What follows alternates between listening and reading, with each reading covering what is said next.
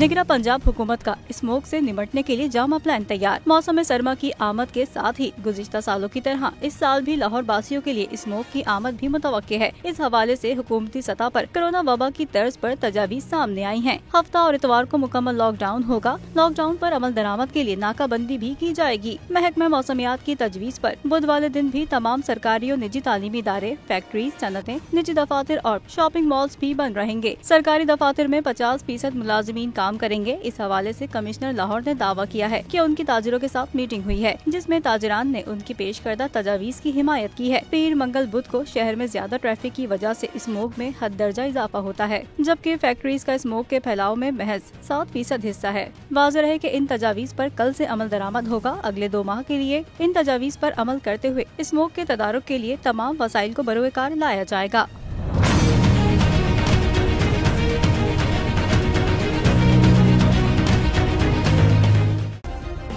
Subscribe करें और bell दबाएं ताकि कोई खबर रह न जाए।